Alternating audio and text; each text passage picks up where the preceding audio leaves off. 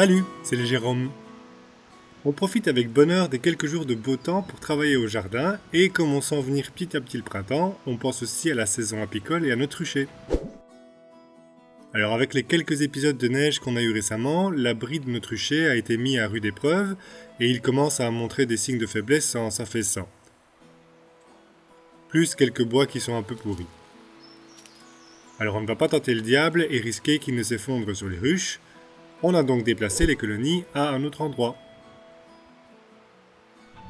Comme ça, on ne se met pas la pression pour démonter et remonter quelque chose de plus correct, et puis si on avait laissé les ruches, ce ne serait pas facile de pouvoir travailler, les abeilles n'aiment pas le bruit ni les vibrations. Même si c'est temporaire, on a fait un abri, comme on est fort occupé à d'autres choses, reconstruire le rucher n'est pas une priorité, et puis cela pourrait durer un peu. Sans compter qu'on voudrait aussi redesigner l'abri pour accueillir éventuellement d'autres animaux. Bref. Alors il est déjà construit parce qu'on n'avait pas la caméra quand on l'a fait, et donc pas d'accéléré pour montrer combien c'était simple et rapide. Non, en fait c'était pas si facile, mais on a fait 100% récup. Le bois vient de chez nous, ce sont des coupes d'éclaircissement d'épicéa qu'on a faites et sciées à la tronçonneuse. Pas simple, ni toujours très droit, mais avec un peu d'entraînement ça le fait. Et puis pour les tôles du toit, on s'est servi sur un autre abri qui a lui aussi cédé sous le poids de la neige. Enfin, le bois était complètement pourri pour aider. Et puis les petits morceaux d'OSB, on les a trouvés dans une poubelle. Pile poil. Pour déposer les ruches, on a fabriqué des socles à base de rondins d'épicéa. Alors quand on est arrivé, le terrain était rempli d'énormes épicéas qui cachaient complètement la maison. On n'avait pour ainsi dire pas de lumière. Et ils ont été plantés dans les années 60, comme on le voit sur cette photo. Aïe aïe, déjà qu'on n'est pas trop pour les épicéas. Donc, première chose qu'on s'est empressé de faire, c'est d'abattre ceux qui étaient directement devant le bâtiment, côté sud. Bon, il en reste encore un peu plus loin, et en fait en hiver il faut encore pas mal d'ombre. On y viendra un jour. Et tous ces arbres, on les a débités et fendus au merlin, comme on peut voir à gauche, sauf certains morceaux infendables parce qu'il y avait trop de nœuds. On va en faire des socles pour les ruches. On s'est basé sur le type de socle de l'ancien rucher, avec les pieds en métal, mais qu'on n'a pas voulu déplacer parce qu'ils sont bien enfoncés et ce serait trop de boulot de les retirer pour les mettre ailleurs. On sort donc la tronçonneuse, un coup d'affûtage, quelques vérifications, et c'est parti. Il nous faut un rondin de plus ou moins 35 cm de haut, et pour notre modèle de ruche d'Adam, il faut que le rondin puisse accueillir un rectangle de 35 par 42 cm. 42 étant la largeur de la ruche, et sur les 35 cm dans l'autre sens, on va reproduire les deux bois de 5 cm d'épaisseur du socle en métal.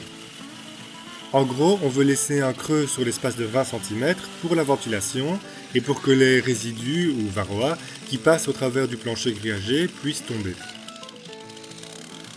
On fait cette encoche sur une hauteur de 16 cm, histoire que le rondin garde tout de même sa stabilité.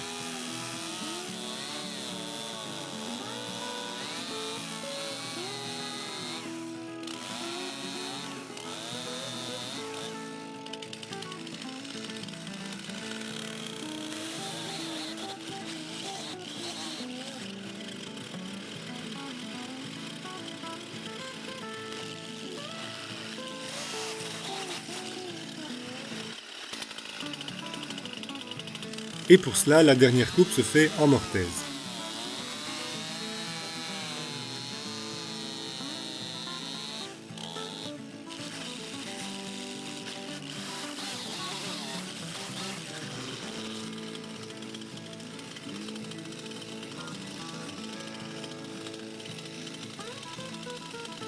Et dire qu'on ne savait pas trop ce qu'on allait pouvoir bien faire de tous ces rondins, nous voilà servis. Le problème est la solution.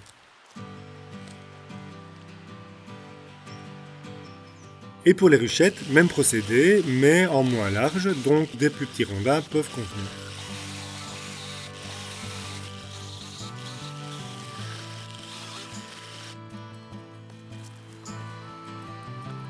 Et en avant pour le rucher.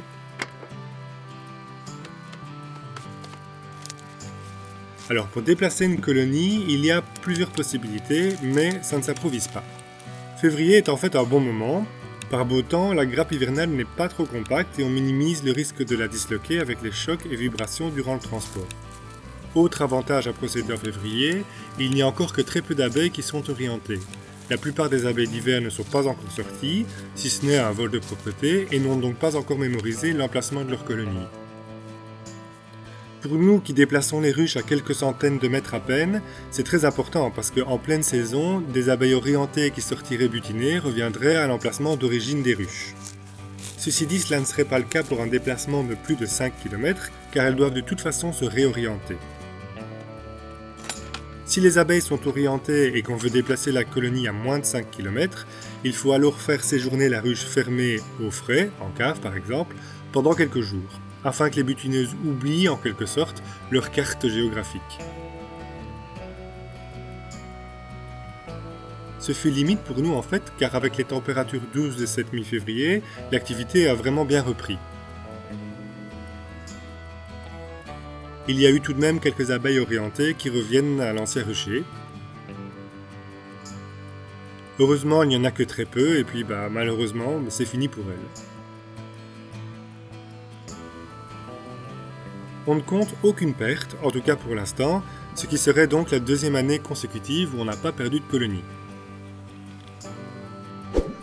Même la colonie sauvage qui séjourne dans un mur a repris ses activités. On peut observer certaines abeilles qui volent face à la ruche et qui restent dans les parages. Elles sont en fait en phase d'orientation.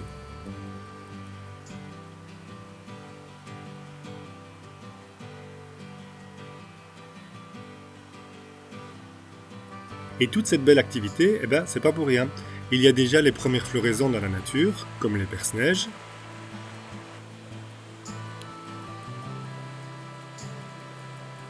Fleur qu'on apprécie particulièrement pour sa beauté et puis le retour du printemps qu'elle symbolise. Si les températures le permettent, elles sont assez bien visitées par les abeilles qui y trouvent un peu de pollen et de nectar.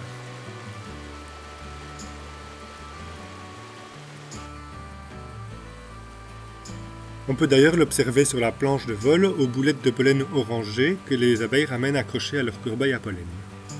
Le pollen est une source de protéines importante et essentielle pour la colonie qui en nourrit ses larves. Une rentrée de pollen montre donc que la reine est bien en pompe et que l'élevage a bien repris, en principe depuis janvier même.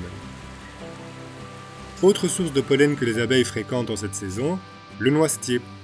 Et cela ne manque pas par ici pour le moment, les floraisons sont magnifiques. C'est un arbre monoïque, c'est-à-dire qu'il possède les fleurs mâles et femelles sur un même pied. On voit surtout la fleur mâle qui pendouille le long des branches et qui contient le pollen, mais les fleurs femelles sont bien là, beaucoup plus discrètes, et qui deviendront les futures noisettes si pollinisées. Par contre, l'arbre ne compte pas du tout sur les pollinisateurs pour fructifier, ce qui explique la taille de la fleur qui n'est pas là pour attirer l'attention. La fécondation est anémophile, ou par le vent. On peut même voir les nuages de pollen qui se dégagent des noisetiers dès qu'ils sont agités par le vent. L'abeille n'y vient donc que pour récolter le pollen et il n'y a pas de nectar, donc pas de miel de noisetier.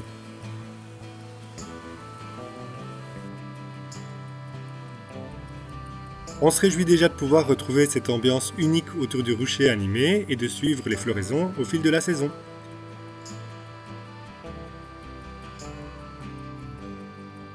Merci d'avoir suivi cette vidéo, n'hésitez pas à la partager si elle vous a plu, et puis pour rester orienté aux vidéos de notre chaîne, abonnez-vous.